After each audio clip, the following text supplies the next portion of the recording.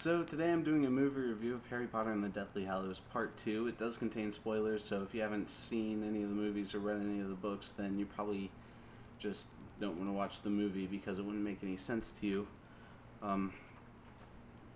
I've been a Harry Potter fan myself ever since I picked up the first book back in 1990 something. So I had really high expectations for this movie. It was largely an action movie. There is copious amounts of death in it, including the death of Harry Potter himself. But he comes back to life. So, the guy who really stole the show, in my opinion, was Severus Snape. His death was by far the most heartbreaking of any in the entire series. Well, I don't know about Dumbledore, but it was pretty close either way.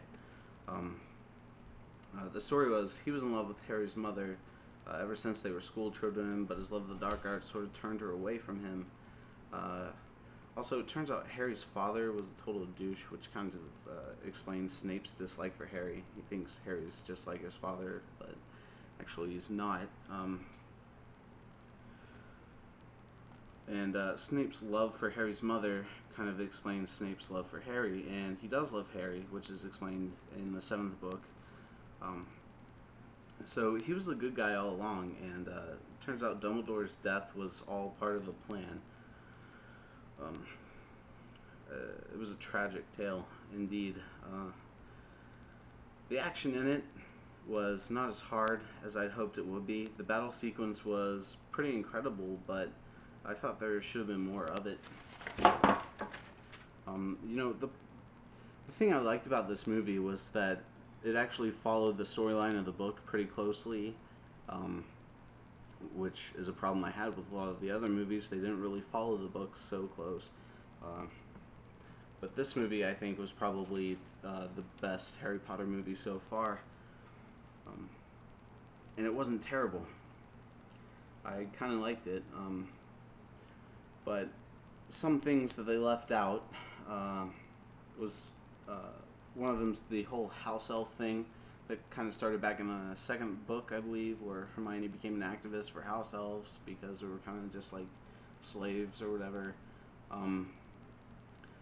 They also left out a lot of the goofy names that Harry gave his children in the epilogue. They also left out the entire part of Dumbledore's sister and Dumbledore's homosexuality. Yeah, he's gay. J.K. Rowling said it herself, so look it up on YouTube, but not before you finish watching this video. But yeah, he's had no wife or girlfriend ever, so all the signs kind of point to it anyways. It was kind of obvious. And you know, a problem that I've had with the Harry Potter movie series ever since, I'd say the 5th movie, is that in the books, nobody could fly without a broom until the 7th book. And then again, it was only Voldemort who could fly on his own without a broom. But in the movie, everybody flies in the 5th movie. And it's something that I didn't really understand because it was kind of a big shock to everybody when Voldemort started flying around without anything helping him in the 7th book. Anyways, overall, I thought this movie was pretty good.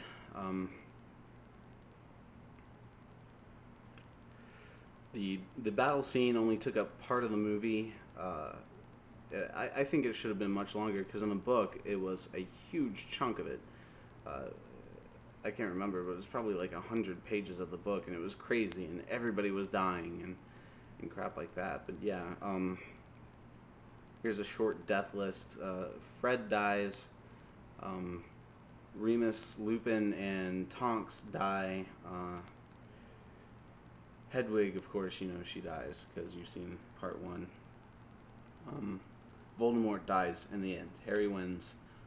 He goes to this weird kind of place, sort of like purgatory, where he finds Dumbledore, and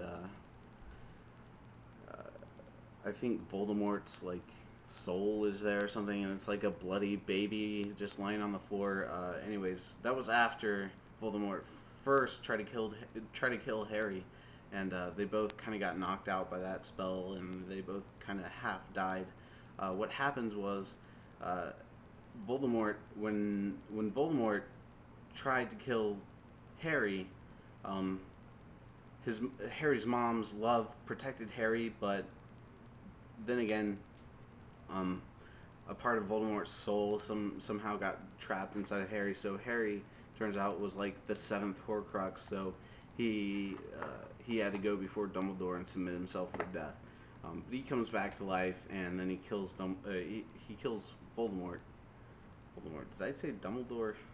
Anyways, he kills Voldemort in the end. And everybody's happy, everybody's cheering, and then 19 years later or whatever, everyone's happy, and there's no crime or anything. I have no fucking idea what they do for a job. I just think after he kills Voldemort, there's nothing left for him to do in his life. He's just kind of bored, and he just sits around and raises kids and just has lots of money all the time for whatever reason. Yeah, Malfoy lives.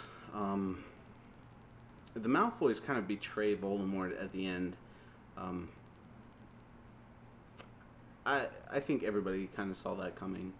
But yeah.